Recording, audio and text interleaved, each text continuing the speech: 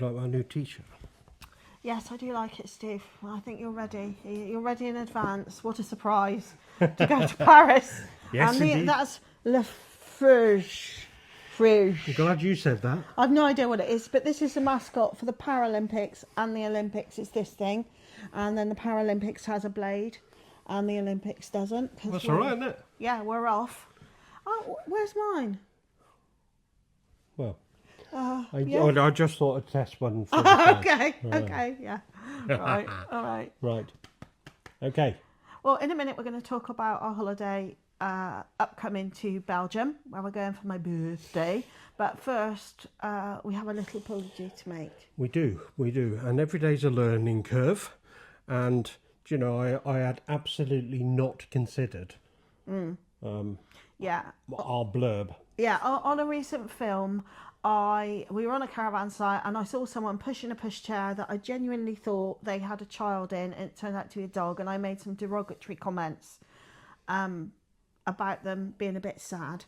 That was ill-judged and ill-informed, I'm afraid, because a couple of people commented about that. We obviously upset some people, but that's the way it goes. And quite rightly so, actually, Yeah. thinking about it. Yeah. In hindsight, you're absolutely right. And they should have done. Yeah, because they pointed out that some dogs get disabled or have mobility problems later in their lives, and that these are just tools to enable dogs to go out. And I suppose also if you as a human being, a dog owner, have some mobility problems, it makes life easier for you, because dogs can pull on your arms or can make sudden movements, which would be pretty awful if you had mobility problems, wouldn't it? It would, and you got to consider it from the dog's point of view either as well. I mean, you know, just because it might have mobility issues and can't walk or whatever, it's not fair for it not to go out and be able to get fresh air and stuff like that. Yeah. You know, and do it sniffing. They love doing that. Yeah. And I had seen it before. We went to France last year in a market, and when we came out, there was a border collie in more of a trailer. And I think for some reason that felt more okay to me than it looking like a pushchair for children. Yeah. But anyway. We were wrong, and we are sorry. We will not be doing that again. No. So on to Belgium. Now, when you go abroad, you'd kind of do a little bit of pre-planning. Well, I do anyway, I suppose. Not everybody does. You do a couple of things, don't you? You make sure your passport's up to date and all the rest of it, and then you go and check whether or not you need any visas. Now, when it comes to the States, you don't need a visa. You need something called an ESTA, which gives you 2 years, to which you pay 20 quid for the privilege. Now, our friends in Europe have come up with something called an ETIAS, ETIAS, which is a very similar thing to the ESTA, but more details on that, as you will see. Now, this is not something we need to think about today, but something we are going to have to consider towards the end of this year, because this starts, as it says, mid-2025. And that's for everybody entering any of the European countries. Just for a bit of clarity, these are the 30 countries. And this ETIAS only covers you for short-term stays, which is effectively 90 days or less. Unlike the American one though, it won't cost you $20, this will cost you €7. And free if you're under 18 or over 70. And just like an ESTA, you've got to tell it exactly where you're going. So they want the addresses, I guess. This is different though. They actually want your level of education. Wonder why. And unlike the ESTA, this is valid for 3 years. However, there's a little caveat there about your passport expiration, because this is linked to it. So it might well be less than 3 years. Now, apart from online, there is an app you can download for iPhone and iPad, and I'll just show you the iPhone version. So we do a quick search of a country, whack that in, tell it I'm visiting for tourism, tell it I'll be there for less than 90 days, then tell it I've got more than 3 months on my passport. And it now comes back and tells me that I'm eligible. Now, the rest of it doesn't work today, but it looks like I'll be able to apply and pay here. So from that point of view, it looks pretty good. So with this ETIAS thing then, that's coming in, if you're going to on a trip like we have done before, where we've actually gone through 3, sometimes 4 countries, going backwards and forwards, does it cover you for all of them? See, that's what's not clear. I'm hoping the answer to that is yes. However, you do have to fill in addresses. So I'm thinking, if you ended up being one in France, one in Austria, one in Italy, and back to, you might end up having several of them required, which would make it more expensive because it's quite cheap at the minute. It's only €7. That's what it says, but compared to the American ESTA, but you only put one address and you can go all over America. So I'm hoping that's the case, but you don't know. Yeah, well, I guess they'll sort of pan out, and and I guess if you went to a country that wasn't part of the economic European Union, it might be different again. So it's something to keep your eye on. Yes. Yeah, cheap for one, €7, okay. But if you were done to do that like 5 times, it then becomes more expensive than the American one. So, Belgium, we have got the tickets for the campsite. Yep, we have. So we're sorted on that front. But there is a bit of a gotcha. We have found this in previous sites that we've been to as well abroad. They have different check-in and check-out times to what we're used to here in the UK. For example, the one we're only going to one site, but it's in Ghent, but you can't check in till 3 p.m. Now, that might be to do with siestas, because they're quite used to those, aren't they? Yeah, although Belgium's weather is really similar to us, not like it's the south of France, is it? I know, but they abide by the rules, don't they, that they have over there. So it might be that. Plus, you also got a checkout earlier, so you got to check out at 11. We're used to like 12.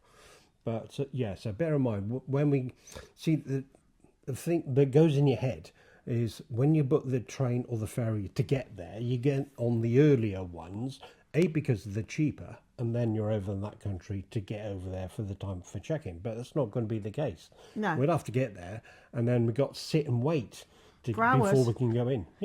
Lunch or whatever. So I'm guessing we're going to have to find an air, or whatever they call them in Belgium. Yeah.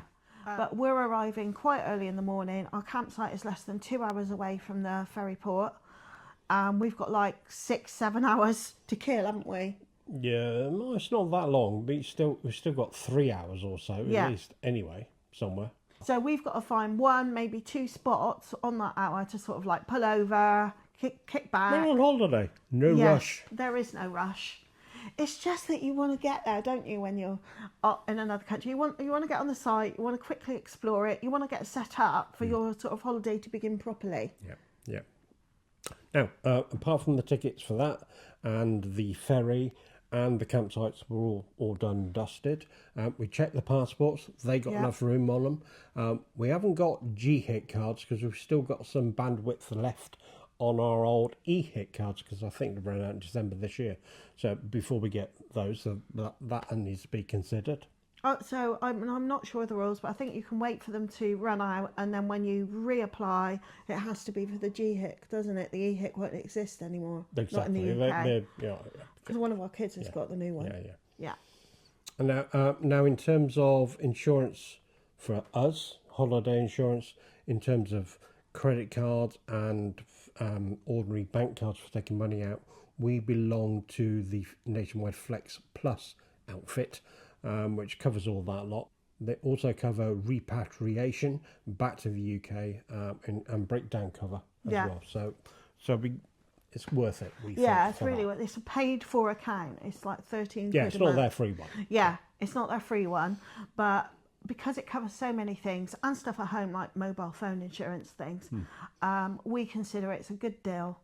And we can use that facility without any extra fees to take cash out. So we can put cash into that account prior to our holiday. And then if we need cash when we're away, we can take it out of a cash machine and there's no fees.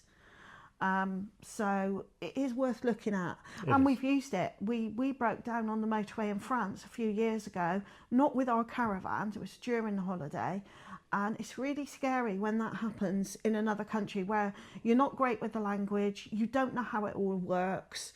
But you know, yes, it was a pain. Yes, it was expensive to fix the car, but it would have been expensive if we'd been at home and it broken down. The radiator bust, didn't it? Or blew. Yeah, and the water pump valve Yeah. thing. But we did have the caravan, and we were on a caravan holiday. It's one of our out and about days. Yeah, it was one of our out and So about days. you know, it had to be fixed to bring it back. Yeah, and the insurance covered recovery off the motorway, get us to a garage, And a hire car.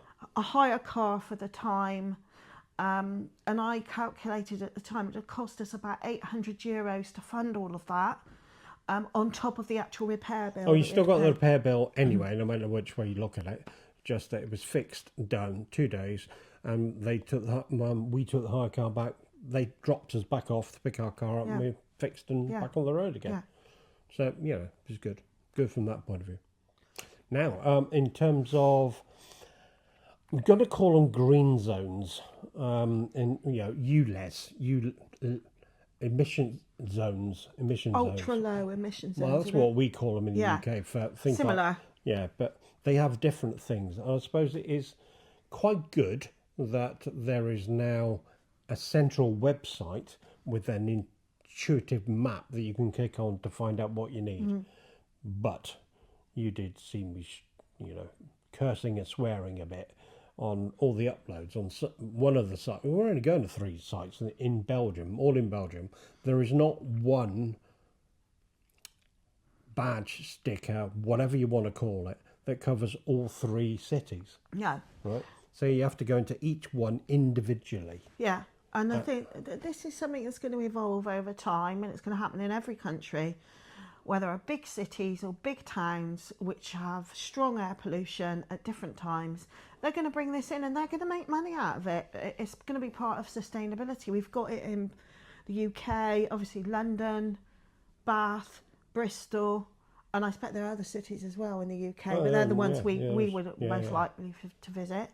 But, if you think in 2014 in Paris, there was a 3-day period where they made all public transport free for those 3 days because the air pollution was so severe. They wanted people out of their cars and onto public transport. So if you're getting cities that are going to do that, then you start to understand why these green zones are going to happen. It's just at the moment it's been a pain.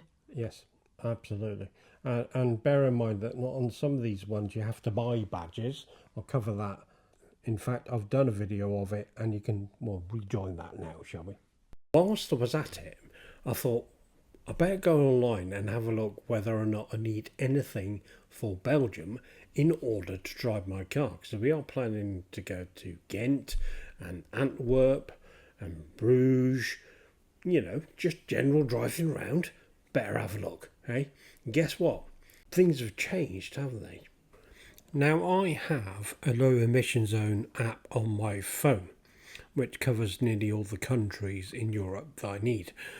And then what I can do at a glance is be able to see what zones and where they are in a particular country and what badges may be required. Some of these require stickers on the windscreen of your vehicle. And so if I choose Belgium, I can see there are 4 zones, 3 of which are red, so I'm not allowed to take my car into them without some form of something, and a green one. Now this app is going to try and sell you badges. So if I click the shop bit at the bottom, it takes me to the site where all the shopping is.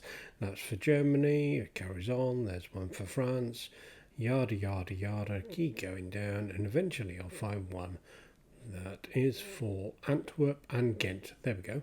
€24.90. And notice that it doesn't cover Brussels either. Now going back to the zones bit and choosing Ghent, if I select that one and go into it, I can see that actually it's looking for today's day, and there are particulates and all the rest of it, air quality, and I can see the CO2 is in red, and just below that is a picture of my little man saying I can't drive. And if I go back again, there's one at the bottom called Wallonia. Never heard of that, but it looks like it's more of a district. So I can show that on the map, and out it comes, and there it is. It is an area, or a large county if you like, but either way, there's no issues with driving through there today. Okay, so let's go online and have a look then. So we choose the Belgium area, and you can see there's some zones within that have issues. So that would be Antwerp, Ghent and Brussels have an issue, and there's a couple of ones that are just in orange. More on that in a minute. Now when you search on the Belgium area, it says there are 4 zones, and those are up to date with the app, so that's good. But it now tells me that I don't need stickers for the car, just got to register them, which is free. Brilliant. And then a word of warning, don't buy stickers because they're not needed, and as it says, not even valid. So that app was useful for a quick and easy glance to find out what's needed, but don't buy anything on it. So what do you need to do? Well, let's start with Antwerp then. So we select that on the map, and then we go all the way to the bottom and it says click here. And then you click here, enter your data, and it instantly clocks the information about your registration. And then as you can see, it gives you a result instantly. Your vehicle may enter. A simple process now, you might think. Not quite so simple. Even though we're not going, this is the Brussels one. You click on the link below, but then you have to upload your V5 document. When that's done though, it comes back again and tells you you can drive. But hold on, there's another process, and this one was by far the worst. Just like the last 2, you need to register your vehicle. The first one didn't want any documents at all. The second one did want documents. This would be the information on your V5 document, and 10 meg was the maximum upload. This one wants you to upload documents, but has only got a limit of 5 meg. But to make matters worse, this one could take up to 14 days. Now I suppose luckily for me, although I bet that's not the same in the summer, it was only 2 days, but then I got approval. Now what you will find useful, on that website there is a fact and fiction section which will tell you all about who needs badges, actually stickers for the car, and registration and all that stuff. And I suggest you go and have a look at that. I don't know how updated this thing is going to be, but my guess is it should well be. But either way, take a screenshot just in case. Now, back to Bruges. I hear you ask, there wasn't anything on there in terms of having to get anything. Well, no, there wasn't. So what I'll do is I'll zoom in on Bruges and then just have a look and see what that says. So at times of high pollution, certain parts of the motorway network in Flanders have the maximum speed reduced to 90 kilometers per hour. So nothing to do but watch the motorway signs then. Well, I hope you found that useful if you are considering going overseas in Europe or to Belgium itself. We're off to have a really, really nice time, and the next film you see will be... It will be. Going on the ferry over to Belgium, because we're going from Calais to Dunkirk. We've never done that before, no. So that'll be on there.